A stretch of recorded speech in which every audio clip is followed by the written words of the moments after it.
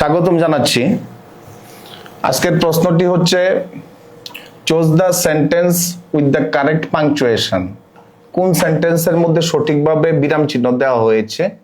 দুইটা কমা আছে, একটা কমা আছে। কমার ব্যবহারটা আমরা দেখব, কোনটার মধ্যে সঠিক এবং কেন সঠিক। এটা ঢাকা বিশ্ববিদ্যালয়ের বি ইউনিটে 2019-20 সেশনে আসছিল। এটা সম্পর্কে জানতে গেলে আমরা ক্লজ সম্পর্কে একটু আলোচনা করব। ক্লোজ আলোচনা করার পরে এটা সম্পর্কে জানবো। ক্লোজ মানে কি? বাক্যাংশ।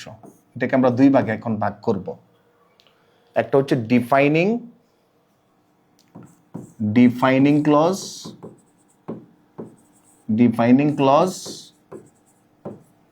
আর একটা হচ্ছে নন ডিফাইনিং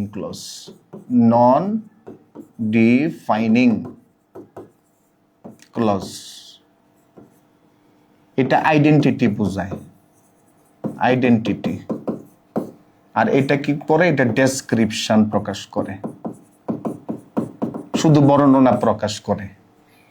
ডিফাইনিং ক্লজ, নন ডিফাইনিং ক্লজ এগুলি মনে রাখতে হবে, কিন্তু এগুলি কিন্তু অনেক সময় টার্ম আকারে আসে, চারটা অপশনের মধ্যে একটা হয়। এটা মনে রাখতে হবে। শুধু গ্রামারটা শুধু নিয়ে থাকলে হবে না, গ্রামার তো প্রিলিমিনারি থিংস। এখন এটা সম্পর্কে ধারণা রাখার পাশাপাশি রিডিং রাইটিং পার্টে ভালো ধারণা রাখতে হবে। ফার্স্ট পার্ট বইটা আছে, ওইখান থেকে ভোকাব আসে, ওইখান থেকে অনেক প্রশ্ন আসে।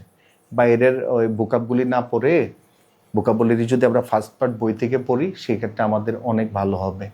যাই হোক, আমরা ডিফাইনিং নন ডিফাইনিং ক্লজটা আমরা আগে বোঝার চেষ্টা করি। The man is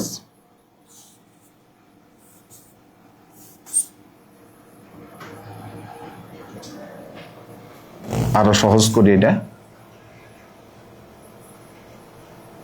my brother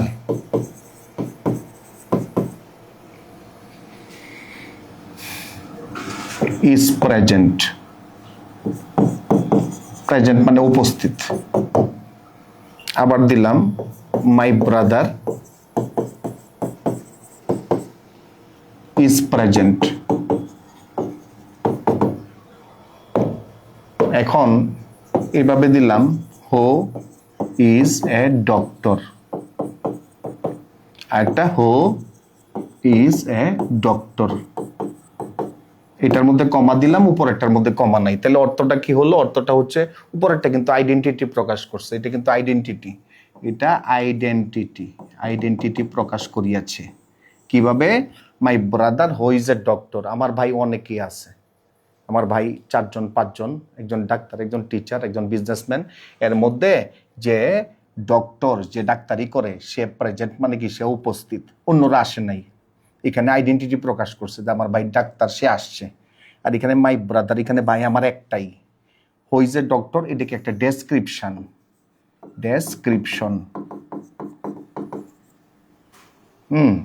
তাইলে এটা ইজ প্রেজেন্ট। এখানে অনেকগুলি ভাইয়ের মধ্যে আইডেন্টিটি প্রকাশ করছে, যে ভাই ডাক্তার সেই ভাই আসছে।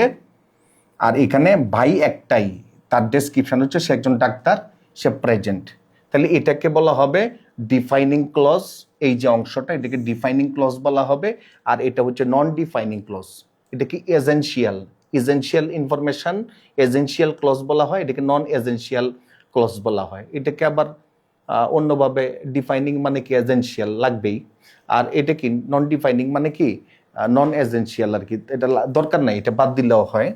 তাহলে এটা মনে রাখতে হবে। আমরা নন ডিফাইনিং ক্লজের মধ্যে আমরা এই মডিফায়ারের অংশটাকে আমরা ক্লোজ করে দিই কি দিয়ে? দুইটা কমা দিয়ে। আমরা সাবজেক্টের পরে একটা কমা দিই, আর ভার্বের আগে একটা কমা দিই।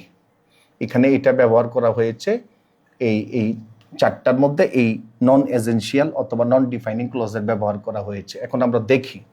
আর এর আগে একটা মজার বিষয় নিয়ে আলোচনা করি। My father who is a doctor is present.